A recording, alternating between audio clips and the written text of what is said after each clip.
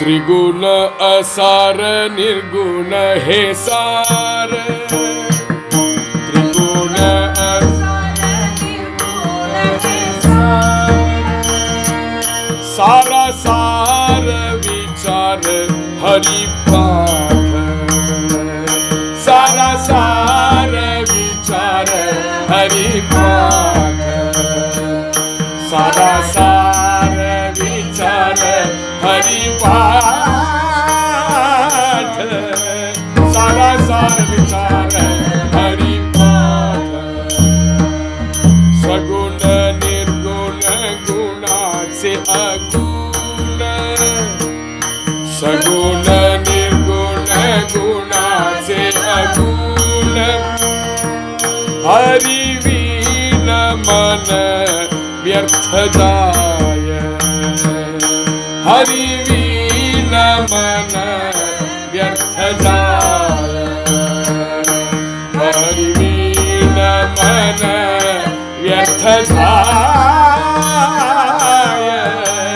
हरिवीण मन व्यर्थ जाय.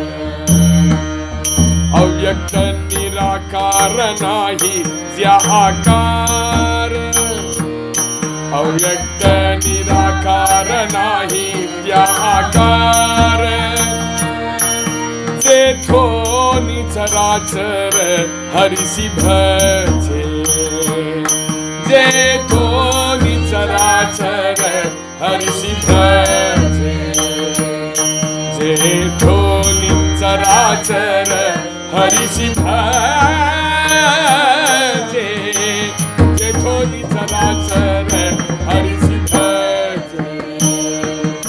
ज्ञान देवा ध्यानी राम कृष्ण बनी, ज्ञान देवा ध्यानी राम कृष्ण बनी, अनंत जन्मोनी पुण्य होय, अनंत जन्मोनी पुण्य होय, अनंत जन्मोनी पुण्य होय,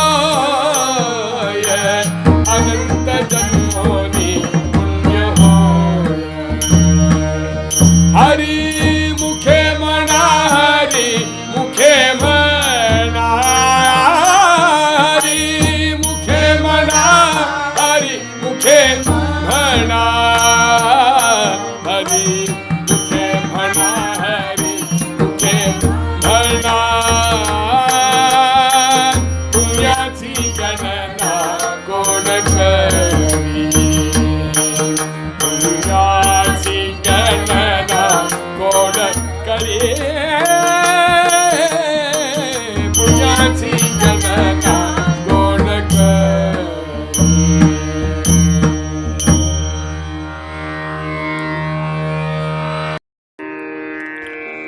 ராமகிருஷ்ண ஹரி. ஹரிபாட்டுடைய 3வது கீர்த்தனம் திரிகுண அசார நிர்குண ஹே சார. त्रिगुण असार निर्गुण हे सार, सारा सार विचार हरिपाठ. திரிகுணங்களும் அசாரம், நிர்குணம் மாத்திரமேதான் சாரம். எது சாரம் எது அசாரம் அப்படிங்கிறது விசாரம் பண்ண வேண்டியது ஹரிபாட்டு மூலமாகவே நடக்கும். सगुण निर्गुण गुणाचे अगुण हरिवीण मन व्यर्थ जाय. ஹரிவினிடத்துல நம்மளுடைய மனசை நம்ம வச்சோமானால்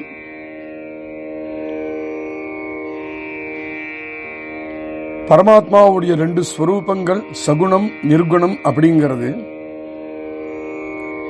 சகுணம் அப்படிங்கிறது குணவானாக இருக்கக்கூடிய தன்மை பரமாத்மாவிற்கு, நிர்குணம் அப்படிங்கிறது குணவிரகிதமாக இருக்கக்கூடிய தன்மை பரமாத்மாவிற்கு. ஹரிவினிடத்துல மனசன் வச்சோமானால் அந்த மனசை வேற எங்கேயும் அலைய விடாம வச்சோமானால் அதுவே நன்மை. வேற எங்கேயாவது ஹரியை தவிர இந்த மனசை செலுத்தினோமானால் அது ஒரு பெரிய வேஸ்ட். ஹரிச்சிந்தனம், அதாவது சத்தியஸ்வரூப பரமாத்மாவினுடைய விசாரம் ரெண்டுமே ஒன்னுதான். அவ்யக்த நிராகார நாஹி ஜ்யா ஆகார ஜேதோனி சராச்சர ஹரிசி பஜே. அவ்யக்தம் அப்படின்னா எது வியக்தம் ஆக்க முடியாதோ, வியக்தம் ஆக்க முடியாது அப்படின்னு சொன்னோமானால் எதை ஒரு பிரமாணத்தை காண்பிச்சு நம்மளுக்கு விளக்க முடியறதோ அதுக்கு வியக்தம் அப்படின்னு பேர். பரமாத்மா அவ்யக்தம். இது போல இருக்கும் அப்படின்னு பரமாத்மாவை வச்சு காண்பிச்சு பேச முடியாது. பிரமாணம் காண்பிச்சு இதுதான் பரமாத்மான்னு சொல்லவும் முடியாது. பரமாத்மாவிற்கு ஆகாரமும் கிடையாது, ரூபமும் கிடையாது. ஆனா இந்த ஆகாரமும் ரூபமும் எதெல்லாம் இந்த சிருஷ்டியில நம்மளை சுத்தீவிர பார்க்கிறோமோ எல்லாம் இந்த அவ்யக்தமாக இருக்கக்கூடிய பரமாத்மா கிட்டேந்து தான் கிளம்பி வந்திருக்கு. அப்போ சேத்தனா அச்சேதன வஸ்து எதெல்லாம் சுத்தீவிர பார்க்கிறோமோ எல்லாம் இந்த ஹரி கிட்டேந்து தான் கிளம்பி வந்திருக்கு. அப்படி இருக்கிறதுனாலேயே எப்பவும் ஹரி பஜனை பண்ணிண்டே இரு. ஞானதேவா தியானி ராமகிருஷ்ணமணி அனந்த ஜன்மோனி புண்ணியஹோய. ஞானேஸ்வர் சொல்றார், என்னுடைய தியானம், என்னுடைய மனசு இதெல்லாமே ராமகிருஷ்ண ராமகிருஷ்ண ராமகிருஷ்ண அப்படிங்கிற நாமங்கள்னாலேயே ரொம்ப இருக்கு. அளவு கடந்த புண்ணியத்தை இதனால நான் சம்பாதிச்சேன் அப்படின்னு சொல்றார். ஹரிபாடனுடைய இந்த 3வது கீர்த்தனம் விவரணம் பண்ணும் பொழுது துண்டா மகாராஜ் பிரமாதமா விஷயங்கள்லாம் சொல்லிட்டு வரார். அதிலேந்து அவகாசத்தை பொறுத்து சில அம்சங்களை எடுத்து இங்க சிரவணம் பண்ணுவோம். திரிகுண அசார நிர்குணஹே சார அப்படிங்கிறது முதல் வரிக்கு திரிகுணம்னா என்ன, திரிகுணத்தை அசாரம்னு ஏன் சொல்லுறோம்? திரிகுணம் அப்படின்னு சொன்னோம்னா சத்வ ரஜசு தமசு, இதுக்குதான் திரிகுணம்னு பேர்.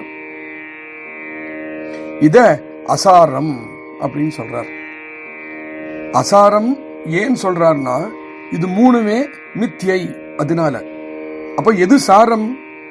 நிர்குணஹே சார, நிர்குணம் மாத்திரமே சாரம். எது சாரமோ அதுதான் சத்தியம், எது அசாரமோ அது மித்யை. இப்படி சொன்னதுக்கு காரணம் என்ன? திரிகுணமும் எங்கேந்து வந்தது? திரிகுணமும் பிரகிருதி கிட்டேந்து வரது. பிரகிருதி கிட்டேந்து திரிகுணமும் வந்து இந்த சிருஷ்டி முழுக்க அப்படியே அங்கங்க திரிகுணத்தினாலதான் எல்லாமே தோன்றது. சிருஷ்டியே ஒரு தோற்றம் தானே, ஒரு மேனிஃபெஸ்டேஷன் தான். திரிகுணத்தினுடைய தோற்றம் தான் இந்த பிரகிருதிங்கிறது. ஆனா என்ன ஆகிறது, ஜீவாத்மாவா இருக்கக்கூடிய நாம் எல்லோருமே நம்மளுடைய இந்திரியங்களுக்கு இந்த திரிகுணம்தான் புலன்படுறதுனால இதையே சத்தியம் அப்படின்னு எண்ணறோம். இது சத்தியம்னு என்றது மாத்திரம் இல்லை, அது கூட நம்ம சம்பந்தம் கூட ஏற்படுத்தி வச்சுக்கிறோம். சிருஷ்டி திரிகுணாத்மகமாக இருக்கு, அது கூட நம்ம ஏற்படுத்திக்கிறது சம்பந்தம். சம்பந்தம் ஏற்பட்டதும் என்னாகிறது, நாம் விவிதமான கர்மாக்கள்ல ஈடுபடுறோம். அந்த கர்மாவும் காயிகம் வாச்சிகம் மானசிகம் 3 விதமாக கர்மாக்கள். அதாவது நம்ம உடம்பினாலையும் மனசினாலையும் வாக்குனாலையும் கர்மாக்கள். எந்த கர்மாவை பண்ணினாலும் அது சுப கர்மாவா இருக்கு அல்லது அசுப கர்மாவா இருக்கு. சுப கர்மாவானால் அப்பேற்பட்ட பலன், அசுப கர்மாவானால் அப்பேற்பட்ட பலன். இந்த பலனாலேயே ஜன்ம மரண ரூபமாக இருக்கக்கூடிய சம்சாரத்துல நாம் எல்லோருக்கும் ஒரு சம்பந்தம் ஏற்பட்டு. நம்முடைய அந்தःகரணம் எப்போ இந்த சம்பந்தத்தை குணங்கள் கூடயே இப்படி ஏற்படுத்திக்கிறதோ அப்பேற்பட்ட சம்பந்தத்துக்கு விருத்தி அப்படின்னு சொல்றோம். இந்த விருத்தி தான் நம்மள கர்மா கூட கட்டி போடுறதுக்கு காரணம். இதோட ஆச்சரியம், ஒவ்வொரு ஜீவாத்மா உடைய விருத்தி ஒவ்வொரு மாதிரி இருக்கு. விருத்தியை பொருந்து இந்த சம்சாரத்துல எவ்வளவு கட்டுப்பட்டு இருக்கோம் அல்லது இந்த சம்சாரத்துல எவ்வளவு கட்டுப்படாம இருக்கோம் அப்படிங்கிறது இந்த விருத்தியை பொறுத்து இருக்கு. முதல்ல இந்த ஆத்மா எப்போ சரீரத்தை நெருங்கிறதோ அது அப்பவே என்ன பண்றது, ஒரு தேக தர்மத்தை ஏற்படுத்துறது. தேக தர்மம் அப்படிங்கிறது இந்த தேகம் என்னுடையது அப்படின்னு இந்த ஆத்மா நினைச்சுக்கிறது. எப்போ அப்படி நினைச்சுட்டு கொடுத்தோ பிறந்தத்திலிருந்து இறக்கிற வரையிலும் மமத்துவம் உண்டு. இது என்னுடையது, இது என்ன சேர்ந்தது அப்படிங்கிற மமத்துவமும் உண்டுடுறது இந்த தேக தர்மத்தை கூட. முதல்ல தேகம் என்னோடதுன்னு ஆயிடுத்து, தேகம் என்னோடதுன்னு ஆயிடுத்தோ அப்புறம் சுத்திவர் இருக்கிறதுலாம் இது எனக்கு வேணும், வேண்டியது, நான் விரும்பியது அப்படிங்கிற சம்பந்தங்கள்லாம் உண்டாகிறது மமத்துவம். இதுதான் திரிகுணாத்மகமான பந்தனம் அப்படின்னு பேர். இது ஏதோ எனக்கோ உங்களுக்கோ மாத்திரம் இப்படி இருக்குன்னு நினைச்சுக்க வேண்டாம். நாம் எல்லாருமே அப்படிதான் இருக்கோங்கிறத ஒத்துண்டு தான் ஆகணும். இது எனக்கோ உங்களுக்கோ மாத்திரம் இல்ல, பிரம்மதேவன்லேருந்து ஆரம்பிச்சு ஒரு சின்ன எறும்பு கொசு பரியந்தம் இதே கதி தான். இந்த ஆத்மா இப்படி இதுக்குள்ள மாட்டின்றது இல்லையா? ஏன் மாட்டின்றது? அஜ்ஞானத்தினால மாட்டின்றது. இந்த அஜ்ஞானத்தினாலதான் இப்படி ஜீவன் கட்டுப்பட்டிருக்கு. இதுல அந்த அஜ்ஞானம் ஏன் உண்டாச்சு? அந்த அஜ்ஞானம் உண்டானதுக்கு காரணம் பிரகிருத்திலேருந்து ஏற்பட்டிருக்கே இந்த சிருஷ்டி, இந்த பிரகிருதி அனித்யம் அப்படிங்கிறது உணராதது தானே. யாராவது நம்ம கிட்ட தங்காத விஷயத்துக்கிட்ட போய் சம்பந்தம் உண்டு படுத்திப்பாளா? எப்பவுமே நம்ம கிட்ட இருக்கும்னா அதுல விருப்பம் இருக்கலாமே. பிரகிருதி அனித்தியமா இருக்கு, நம்மளுக்கே தெரியறது. பிரகிருத்திலேருந்து பிறந்த இந்த 3 குணங்களும் அனித்தியமா தானே இருக்கும். அனித்தியத்துக்கிட்டேருந்து அனித்தியம் தான் வரும். அனித்தியத்துக்கிட்டேருந்து நித்தியம் வர முடியாது. நித்தியத்துக்கிட்டேருந்து அனித்தியம் வரலாம், அது வேற விஷயம். வேதாந்தம் என்ன சொல்றது? இப்படி அனித்தியத்துவம் இருக்கே, மூலத்தா இந்த அனித்தியம் ஜடம் அப்படிங்கிறது. ஜடமே அனித்தியமா தான் இருக்கும். எது ஜடமா இருக்கோ அது துக்கத்தை தரக்கூடியதாக தான் இருக்கும். அதனால அசாரம். துக்கத்தை தருது, அதனாலேயே அசாரம். அனித்தியமா இருக்கு, அதனாலேயே அசாரம். திரிகுண அசார. இப்ப நிர்குணத்தை சாரம்னு சொன்னாரு, அது ஏன்? நிர்குணம்னா என்ன? குணரகிதம் அப்படின்னு அர்த்தம். எந்த குணரகிதம்? சத்வ ரஜஸ் தமசுங்கிற குணரகிதம். இந்த 3 குணமும் இல்லாதது நிர்குணம். பரமாத்மாவை தவிர குணரகிதமா வேற ஏதாவது இருக்குமா? கிடையாது. பரமாத்மா ஒண்ணு மாத்திரம்தான் குணரகிதமா இருக்கு. அப்போ நிர்குணம் அப்படிங்கிறது பரமாத்மாவை குறிக்கிறது. பரமாத்மா அப்படிங்கிறது சத்தியமாக இருக்கு. பரமாத்மா ஒண்டியே சாரம். அதனால்தான் நிர்குணஹே சார. இந்த பரமாத்மா தான் ஜடம் சைத்தன்யம் இருக்கக்கூடிய சகல சிருஷ்டியில என்னன்னா இருக்கோ எல்லாத்துக்கும் காரண வஸ்து அதுதான். அதுடைய வியாப்தி தான் எல்லாத்திலையும். இதோட ஆச்சரியம், எது விநாசம் அடைய முடியுமோ அதுலயும் இந்த பரமாத்மா தான் வியாபிச்சிருக்கு. அப்போ பரமாத்மா விநாசம் அடையும் சொல்ல முடியாது. பரமாத்மா வியாபிச்சு இந்த சிருஷ்டி விநாசத்துக்கு இருக்கே தவிர பரமாத்மா தன்னுடைய அவிநாசத்துவத்தை லூஸ் பண்ணாம இருக்கு, அதை இழக்காம இருக்குது. அப்போ யாரு இது சாரம், இது அசாரம், இது சாரம், இது அசாரம், இது அத்வைத சித்தாந்தத்திலேயே சாராசார விசாரம் அப்படிங்கிறது ரொம்ப முக்கியமான விஷயம். யாரு இந்த சாராசார விசாரம் பண்றாளோ திரிகுணாத்மகமாக இருக்கக்கூடிய ஜகத்து மித்யை அப்படிங்கிறது நன்னா புரிஞ்சுப்பா. பரமாத்மா மாத்திரமே சத்தியம் அப்படிங்கிறது திருடமா தெரிஞ்சுப்பா. இது தேவைதானா, இந்த விசாரம் தேவைதானா அப்படின்னா இங்க சொல்றார், இந்த விசாரம் இருந்ததுனா தான் உண்மையான சுத்தமான பிரேமையும் ஒரு மரியாதையும் ஹரியின் இடத்திலேயோ ஹரி நாமத்தின் இடத்திலேயோ நம்மளுக்கு உண்டாகும். இல்லைன்னா அது உண்டாகாது. அடுத்த வரியில சகுண நிர்குண குணாச்சே அகுண ஹரிவிணமன வியர்த்தஜாய, குணரகிதமாக இருக்கக்கூடிய பரமாத்மா சாகாரமா வரும்பொழுது சகுணம், குணரகிதமாக இருக்கக்கூடிய பரமாத்மா நிராகாரமாக இருக்கும்பொழுது நிர்குணம். ரொம்ப முக்கியமா புரிஞ்சுக்கணும். சுத்தி வர இருக்கக்கூடிய சிருஷ்டியை பார்த்து சகுணம் சொல்லக்கூடாது. அது சாக்கார, அது ரூபம் இருக்கு, அதுக்கு நாமம் இருக்கு, அவ்வளவுதான். ஆனா சகுணம்னு எதை சொல்றோமோ, இந்த 3 குணத்துக்கும் அப்பாற்பட்டதாக இருக்கக்கூடிய சகுணம் எது அப்படின்னா, குணரகிதமாக இருக்கக்கூடிய பரமாத்மா சாக்காரத்தை ஏத்துக்கும் பொழுது, குணரகிதமாக இருக்கக்கூடிய பரமாத்மா நிராகாரமாகவே நிற்கும் பொழுது அது நிர்குணம். அப்ப என்ன ஆகிறது? நிர்குணம் சகுணம் இது ரெண்டுமே ஒரே ஒரு பரமாத்மா தானே, அந்த பரமாத்மாவுடைய வியாப்தி தானே, அந்த பரமாத்மா தானே ஹரி. ஹரியுடைய வியாப்தி இது ரெண்டுத்திலையும் இருக்கு. சகுண நிர்குண குணாச்சே அகுண. இதை நன்னா கட்டியா புரிஞ்சு வச்சுக்கோங்கிறார் ஞானேஸ்வர மௌலி. இதுல கவனம் முழுக்க இருக்கணும். ஹரி கிட்டயே அந்த கவனம் இருக்கணும். மற்ற விஷயத்துல அந்த கவனம் வச்சுக்காதே. வச்சுண்டு உன்னுடைய காலத்தை வேஸ்ட் பண்ணாதே. எல்லாம் மித்தியை தான், எல்லாம் துக்க ரூபம் தான் ஹரியை தவிர. ஆனா இந்த மனசு இருக்கே அனாதி காலமா இந்திரியங்களுடைய சம்பந்தத்தினால விஷய போகங்களையே வழண்டு வழண்டு வழண்டு வழண்டு வழண்டு வழண்டு அதுதான் அந்த சம்பந்தம் உண்டாகி நம்ம கிட்ட விருத்தியாக இருந்துட்டு இருக்கு. கொஞ்சம் விசாரம் பண்ணி பார்த்தோம்னா என்னென்னலாம் விஷய போகங்களை இன்னைக்கும் நம்ம அனுபவிக்கிறோமோ ஒவ்வொரு விஷய போகமுமே அனித்தியமா இருக்கே. பசிக்கிறதுன்னு இப்ப சாப்பிடுறோம், சாப்பிட்டதுக்கு அப்புறம் இனிமே பசிக்கவே பசிக்காதுன்னு உண்டான கொஞ்ச நேரத்துக்கு அப்புறம் திரும்பி பசிக்கிறது. அப்போ சாப்பிட்ட சாப்பாடு போயிடுச்சு, அனித்தியம். அது மாதிரி தான் எல்லா விஷய போகமுமே. சரீரத்து சம்பந்தப்பட்ட எல்லா விஷயமுமே அப்படிதான், இந்த லோகத்தை சம்பந்தப்பட்ட விஷயமுமே எல்லாமே அப்படிதான்.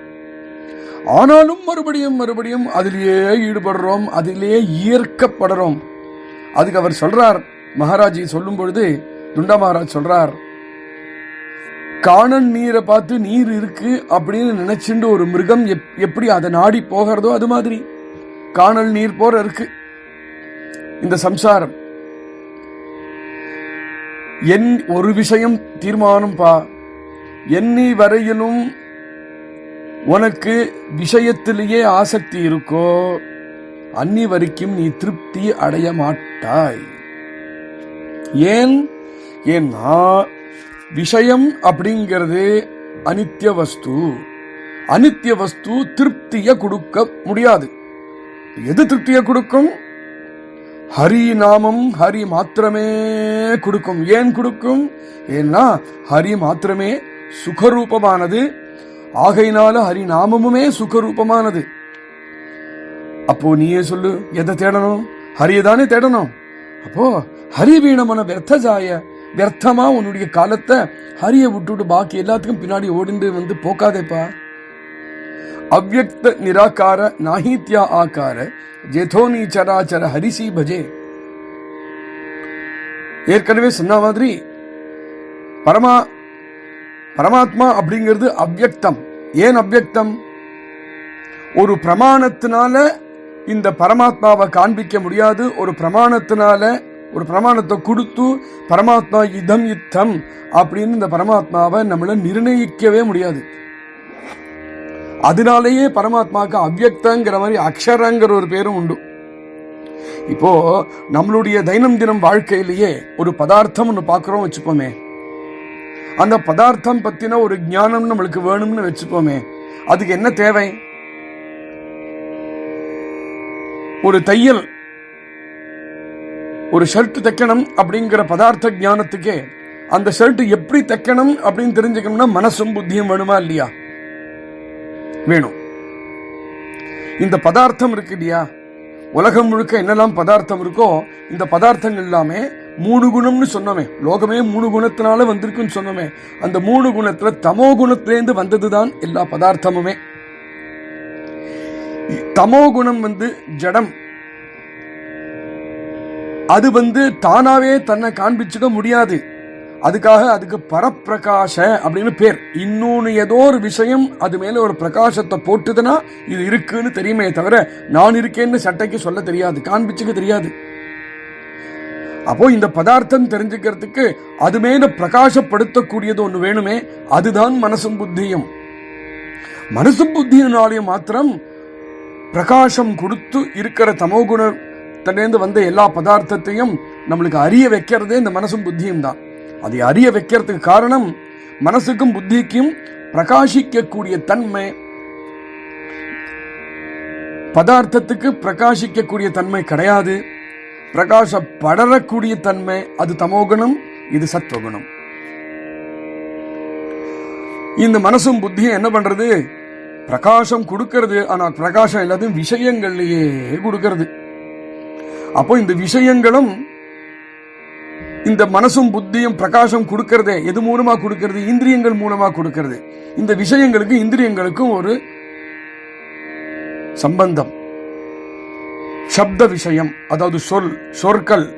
சப்த விஷயம் அப்படின்னா அதுக்கு சம்பந்தம் ஸ்ரோத்ரிய இந்திரியம், காது. கந்த விஷயமான முகரத்துக்கு ஒரு விஷயம் இருக்குன்னா அதுக்கு கிராணேந்திரியம், மூக்கு இருக்கு. ஸ்பர்ஷம், தொட்டு பார்க்கிறது, அந்த விஷயத்துக்கு தொகேந்திரியம், அதாவது தோல் இருக்கு. ரூபம், உருவம் பார்க்கக்கூடிய விஷயத்துக்கு நேத்ரேந்திரியம் இருக்கு, கண்கள். ரசம், சுவை, இதை தெரிஞ்சுக்கக்கூடிய விஷயங்களுக்கு ரசனேந்திரியம் இருக்கு, நாக்கு இருக்கு. மனசும் புத்தியும் காது மூக்கு அப்படிங்கிறது அவயவம் தான். ஆனா பார்வை செவி அப்படிங்கிறது உள்ள இருக்கக்கூடிய இந்திரியம். மனசு இந்த இந்திரியங்கள் மூலமாக இருக்கக்கூடிய விஷயங்கள்ல நம்மளுக்கு பிரகாசிக்கிறது. இதுல ஒரு ஆச்சரியம் என்னன்னா, காதுனால மூக்குடைய வேலையை பண்ண முடியாது, மூக்குனால கண்ணுடைய வேலை பண்ண முடியாது. அதனால மனசும் புத்தி இவ்வளவு பண்றது, ஆஹா அவ்வளவு மகத்தா அப்படின்னு நினைச்சுக்க வேண்டாம். இதனாலையும் எல்லாத்தையும் பண்ண முடியாது. காதாலையும் ஓரளவுக்கு தான் கேட்க முடியும், மூக்காலையும் ஓரளவுக்கு தான் முகர முடியும். அதுலயும் பரிமிதமா தான் இருக்கு, அபரிமிதமா இல்லை. ஆனா இந்த இந்திரியங்களை பார்க்கும் பொழுது மனசும் புத்தியும் உயர்ந்த ஸ்தானத்துல இருக்கு. என்ன பிரகாசத்தை கொடுக்கிறது. அதுக்கு எப்படி இந்த சக்தி வந்தது அப்படின்னா, இந்த சிருஷ்டியில பஞ்சமகாபூதங்கள் இருக்கே, இந்த பஞ்சமகாபூதங்கள்லயும் 3 குணங்கள் உண்டே. அந்த 3 குணங்கள்ல சத்வகுணம் இருக்கே, பஞ்சமகாபூதங்கள்ல இருக்கக்கூடிய சத்வகுணங்களை மாத்திரம் சேர்த்து எடுத்தது மனசும் புத்தி அப்படின்னு நம்ம சாஸ்திரங்கள் சொல்றது. ஆகமொத்தத்துல ஜடமா இருக்கக்கூடிய சகல பதார்த்தங்களுக்கும் மனசுக்கும் புத்தி கிட்டேந்தும் பிரகாசம் கிடைக்கிறது. ஆகையினால ஜடம் எல்லாம் வியக்தம், மனசும் புத்தியும் அவ்வியக்தம் சொல்லிடலாமோ? முடியாது. ஏன்னா மனசும் புத்தியும் இதெல்லாம் பண்றதே தவிர மனசுக்கும் புத்திக்கும் தானாவே அந்த பிரகாசத்தை உண்டுபடுத்த வரல. மனசும் புத்தியுமே நம்ம ஆத்மா கிட்ட டிபெண்டா இருக்கு இந்த பிரகாசத்துக்கு. ஆத்மா இருந்தாதான் மனசும் புத்தியும் வேலை பண்றது. செத்து போயிட்டான்னா மனசு புத்தி வேலை பண்ணலையே. அப்ப ஆத்ம பிரகாசம் இருக்கு. ஆத்ம பிரகாசத்துக்கு அது இருந்ததுன்னா தான் மனசுக்கும் புத்திக்கும் ஜடத்து மேல பிரகாசத்தை கொடுக்க முடியும். ஒரு விஷயம் சிம்பிள், மனசும் புத்திக்கும் மேல ஆத்மா இருக்கு, மனசுக்கும் புத்திக்கும் கீழே ஜடம் இருக்கு. மனசும் புத்தினாலையும் கீழே இருக்கக்கூடிய ஜடவஸ்து மேல பிரகாசத்தை கொடுத்து தெரிஞ்சுக்க முடியும். ஆனா மனசு புத்தியும் மேற் நோக்கி ஆத்மா கிட்ட பிரகாசம் கொடுத்து ஆத்மாவை புரிஞ்சுக்க முடியுமோ? முடியாது. மேல அதோமுகமா தான் வேலை பண்ணுமே தவிர ஊர்துவமுகமா அது வேலை பண்ணாது. ஏன்னா சோர்ஸ் அங்க இருக்கு. சோர்ஸ கீழே இருக்கிற விஷயம் சோர்ஸ் கிட்ட பிரகாசப்படுத்த முடியாது அல்லவா? ஆகையினால மனசும் புத்தியும் பிரகாசிக்கிறதே தவிர அதுவும் ஜடம்தான். பரமாத்மா மாத்திரமே ஸ்வயம் பிரகாசமாக இருக்கு. அதனால அது ஞானஸ்வரூபமாக இருக்கு. பிரகாசத்துக்கு யார் மேலேயும் டிபெண்டா இல்லை. பிரகாசம்னு ஒண்ணு இருக்குனாலே பரமாத்மானாலதான் இருக்கு. ஸ்வயம் பிரகாசமா இருக்கு.